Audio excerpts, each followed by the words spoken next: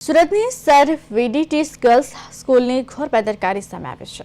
શાળાની ધોરણ 12ની વિદ્યાર્થીનીઓને આખું વર્ષ અર્થશાસ્ત્રનો વિષય ભણાવવામાં જ ન આવ્યો હોવાનો આક્ષેપ કરવામાં આવ્યો છે।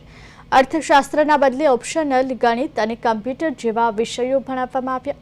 ત્યારે હવે રાજ્ય સરકાર દ્વારા જાહેર થયેલા પરીક્ષાના પરિપત્રમાં અર્થશાસ્ત્ર ફરજિયાત વિષય હોવાનું દર્શાવવામાં આવતા વિદ્યાર્થીની મુશ્કેલીમાં મુકાઈ ગઈ છે। બોર્ડની પરીક્ષા નજીક હોવા છતાં શાળા હવે ટૂંકા સમયમાં આખા વર્ષનો અર્થશાસ્ત્રનો અભ્યાસક્રમ પૂરો કરાવવાનો પ્રયાસ કરી રહી છે, જેને કારણે વિદ્યાર્થીનીઓ માનસિક દબાણમાં આવી ગઈ છે। વાલીઓએ પણ આ અંગે ચિંતા વ્યક્ત કરી છે કે શાળાની બેદરકારીથી વિદ્યાર્થીનીઓના પરિણામ પર નકારાત્મક અસર થશે। કેટલીક વિદ્યાર્થીનીઓના વાલીઓએ જિલ્લા શિક્ષણ અધિકારી સમક્ષ રજૂઆત કરી કોઈ રસ્તો કાઢવાની માંગણી કરી।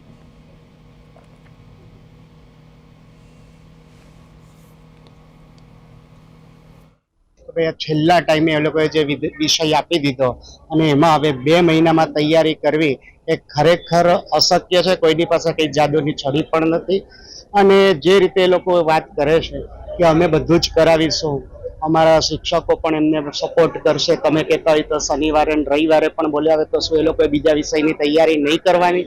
અને જ્યાં સુધી આટલા 12માનો સવાલ છે, કદાચ 10મું હશે કે 11મું હશે તો વિચાર પણ થશે, પણ આ 12માના રિઝલ્ટ પર જે એની અસર પડશે તો આગળ જતા બાળકીઓનું ભવિષ્ય શું?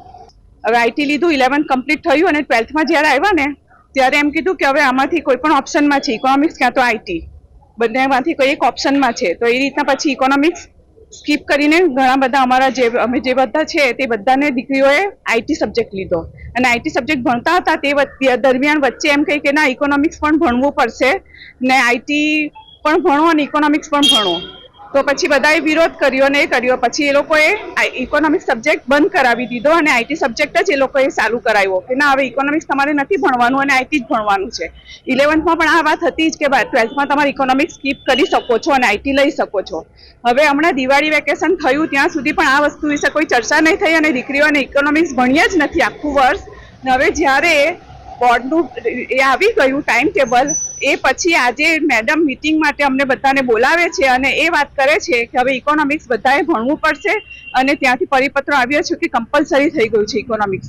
આવી રીતના અચાનક કઈ રીતના કમ્પલસરી થઈ ગયું? આખું વર્ષ તમે ભણાવ્યું નથી, તમને એ વસ્તુની કંઈ જાણ નથી, અમને જાણ નથી કરી। દીકરીઓ સ્કૂલમાં ઓલમોસ્ટ બધો કોર્સ પતવાની તૈયારીમાં જ છે બધા જ સબ્જેક્ટ્સમાં અને ઇન્ક્લુડિંગ ઇકોનોમિક્સ, અને હવે એમ કહી છે કે ના ઇકોનોમિક્સ પણ તમારે ભણવું જ પડશે અને ગમે તે રીતના તમે તૈયારી કરાવો।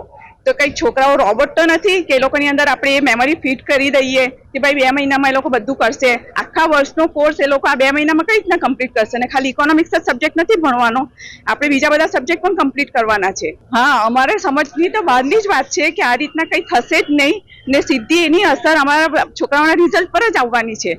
અને આ બધી વસ્તુ વચ્ચે છોકરીઓ ડિપ્રેશનમાં આવી ગઈ અને કંઈક બીજું પગલું ભરી લીધું તો એ માટે જવાબદાર કોણ રહેશે?